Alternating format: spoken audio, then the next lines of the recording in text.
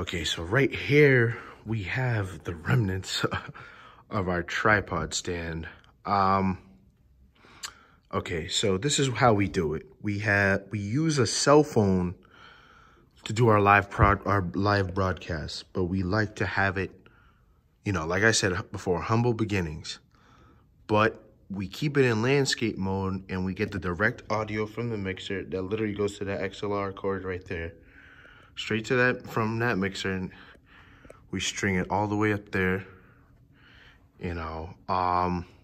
But you may ask, what does it go into to go into the phone? I'll show you right here in this mirror. I have this iClip AV. I don't have a direct feed going into it right now. What makes this so unique is that I can get a direct feed from the mixer into this, but it comes in XLR. It goes into the top right here. So it's a very unique thing, you know. So right now we don't have a whole bunch of switchers or anything. So for the broadcast setup, that's what we're doing. Our goal for the future is to get even further into broadcasting, hopefully have multiple cameras, but you know, right now we don't even have Wi-Fi at the church. So that's the first thing, get Wi-Fi, get all those things, and then get, like, you know, monitors to go up there. Yeah, so that's it for the media setup. Now to our sound. Okay, this is multifaceted, but this right here, you must be saying, what is this doing here? Like, what is this big contraption? And it's actually an Eastern Acoustic Works speaker, the EAW audio speaker. It was a donation to the church from one of our one of our good friends. It was a donation to the church.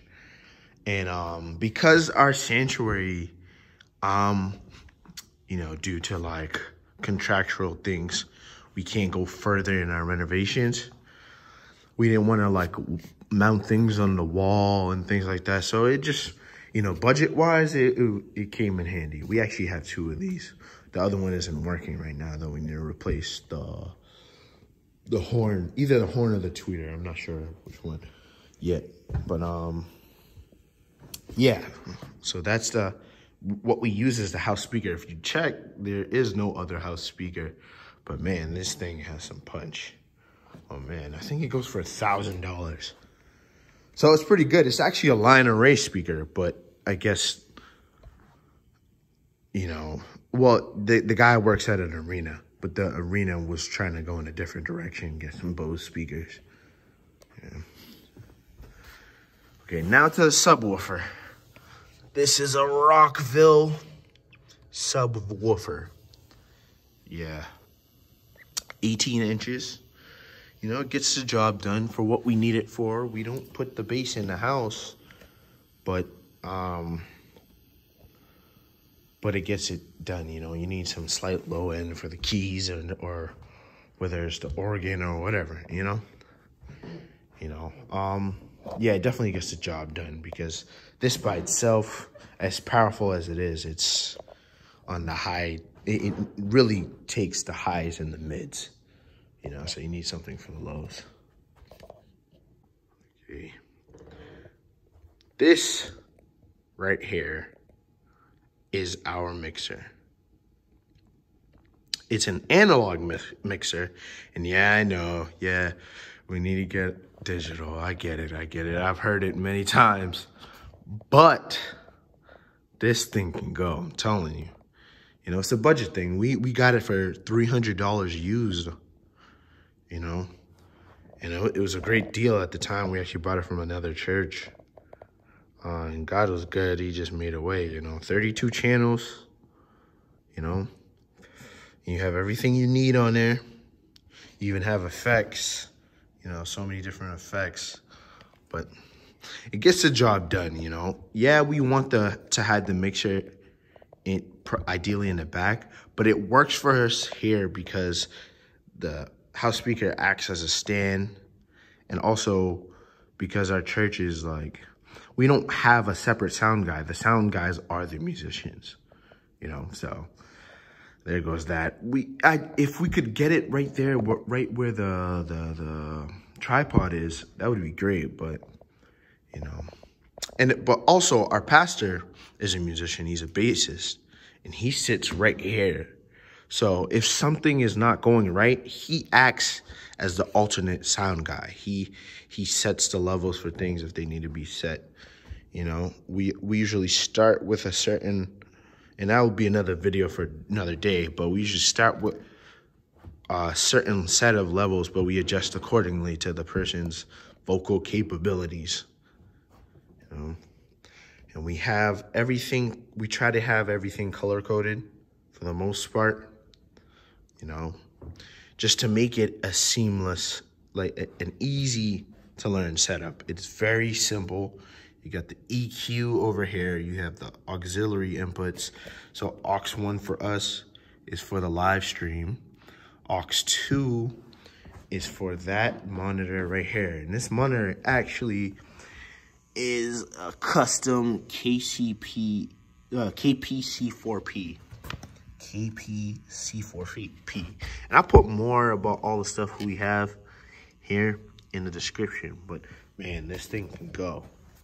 We don't turn it up too high, but it still has a lot of power. You'd be surprised how much comes in such a small package, you know. But yeah, so live stream, that monitor, we only put the main mic in that monitor, but that's another video for another day. As I said, this is the monitor for the in-ear monitors for the organ, because the organ is over there. We'll get to it. And then every other instrument shares one headphone amp, and that's our auxiliary for over there on the ground. Yeah, somewhere over there. But yeah, this thing has punch. We try to make it so everyone can understand it, that needs to understand it. Maybe not everyone, but for the most part, all people really need to know is everything from here and below, you know. That's all they really need to know. And over here, the basics, because usually I try to keep the EQ proper anyway, so there's not much adjustments that need to be made. Okay, now to the mics. These are Gemini mics, and we do a lot of research. I've done a lot of research myself. They look like Shure mics from a distance.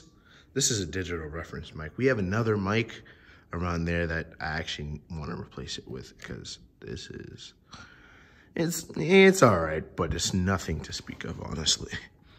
You know, but so we have the Gemini mics, and like I said before, we have them color coded. We try to keep our mics color coded, you know. And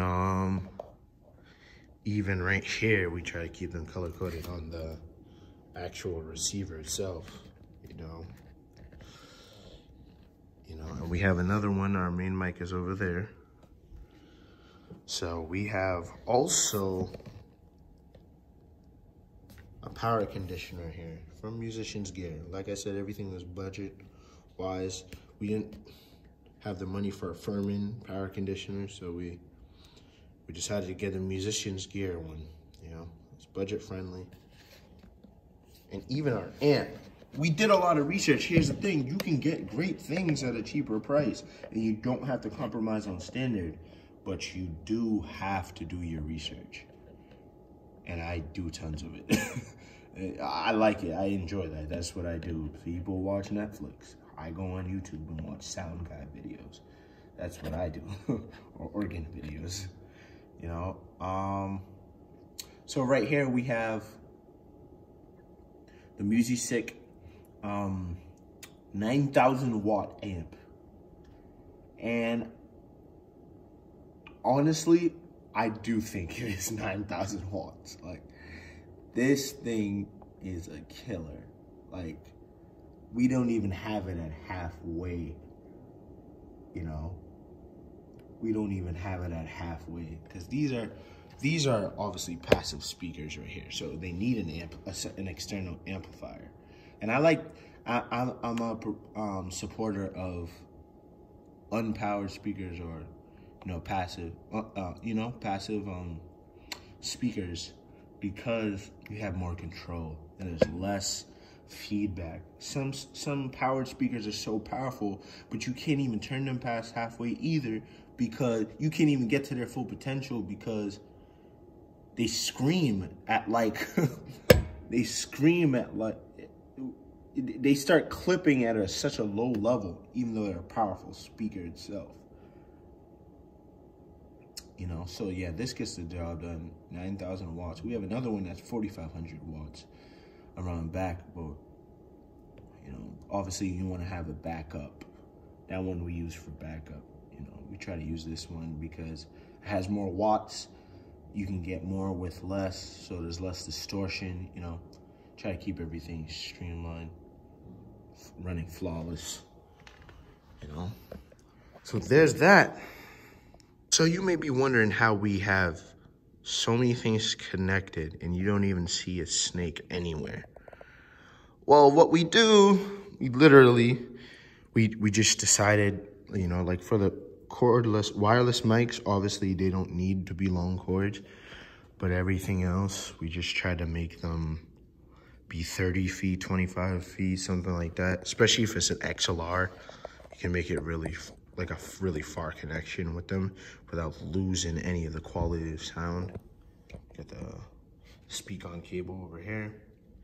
And I'll make another video on how to connect all this stuff. If everyone wants to see that, I'll just see how this goes. But we kind of just have everything connected. It is organized, even though it's like bungled up over there. It's just a lot of wires. And then we kind of streamline it through the back here. One goes there. And obviously this is, your traditional AC power cable. Well, not your traditional, it's actually extended. We just got a longer one. It's like, I believe it's 15 feet. We stretch it around. So we stretch all the wires around here. And like I said, I'll make more videos of different things, how to connect different things. But yeah, so we connect all these stuff around here. And then, like to our talk back over there, our in-ears. This is the headphone amp I was telling you about.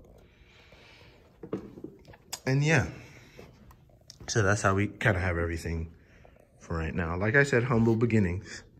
No snake, no snake. Yeah, let the but in the fullness of time,